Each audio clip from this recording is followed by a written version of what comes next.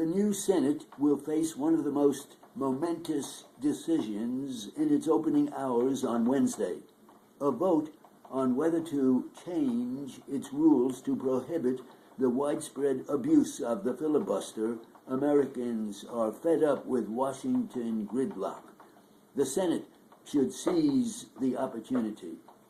A filibuster, the catch-all term for delaying or blocking a majority vote on a bill by lengthy debate or other procedures, remains a proportionately valuable tool for ensuring that a majority, or a minority rather, of senators cannot be steamrollered into silence. No one is talking about ending the practice. Every returning Democratic senator, though, has signed a letter demanding an end to the almost automatic way the filibuster has been used in recent years. By simply raising an anonymous objection, senators can trigger a 60-vote supermajority for virtually every piece of legislation. The time has come to make senators work for their filibusters and justify them to the public. Critics will say that it is self-serving for Democrats to propose these reforms now, when they face a larger and more restive Republican minority. The facts of the growing procedural abuse are clearly on their side. In the last two congressional terms, Republicans have brought 275 filibusters that Democrats have been forced to try to break. That is by far the highest number in congressional history, and more than twice the amount in the previous two terms. These filibusters are the reason there was no budget passed this year, and why as many as 125 nominees to executive branch positions and 48 judicial nominations were never brought to a vote. They have produced public policy that we strongly opposed, most recently preserving the tax cuts for the rich, but even bipartisan measures like the Food Safety Bill are routinely filibustered and delayed.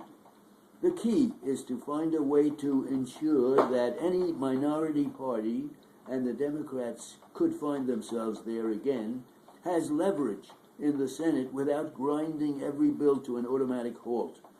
The most thoughtful proposal to do so was developed by Senator Jeff Merkley of Oregon, along with Tom Udall of New Mexico and a few other freshmen.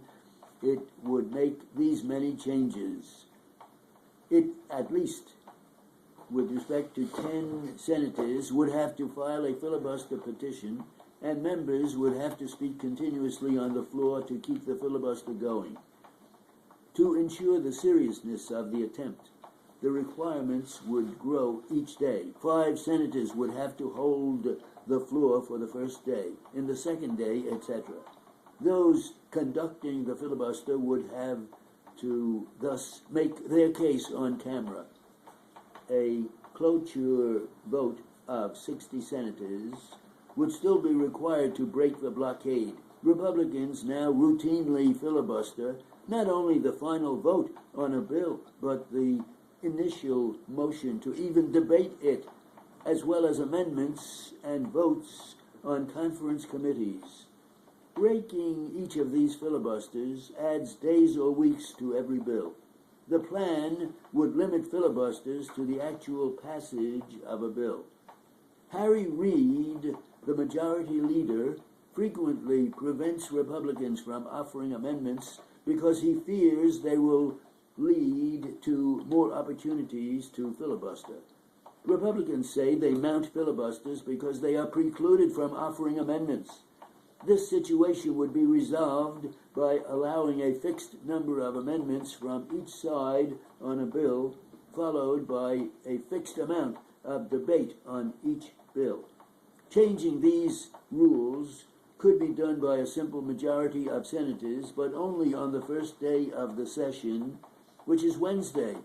Republicans have said that ramming through such a measure would reduce what little comity remains in the chamber. Nevertheless, and nonetheless, the fear of such a vote has led Republican leaders to negotiate privately with Democrats in search of a compromise, possibly on amendments.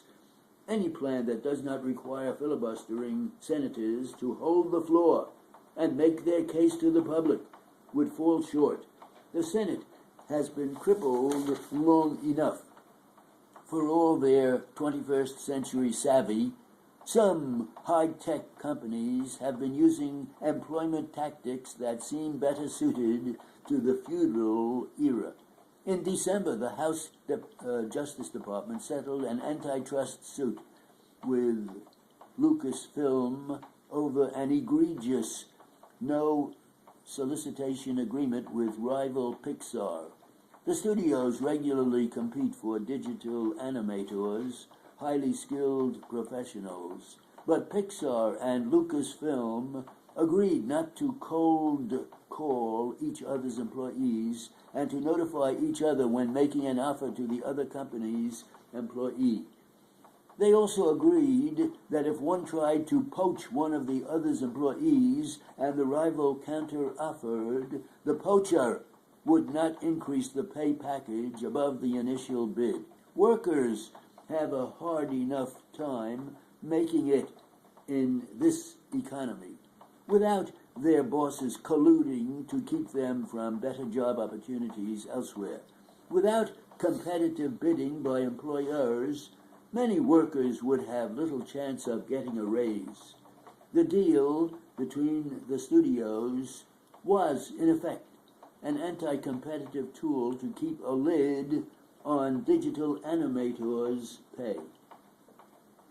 This is by no means an isolated case. In September, the Justice Department settled another suit over similar no-solicitation agreements involving Adobe Systems, Apple, Google, Intel, Intuit, and Pixar.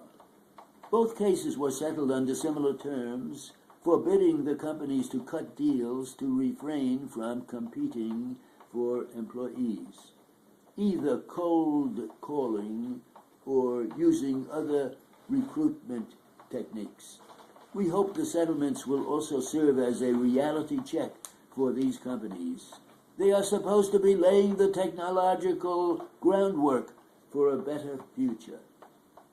That future can't be built with exploitative labor practices.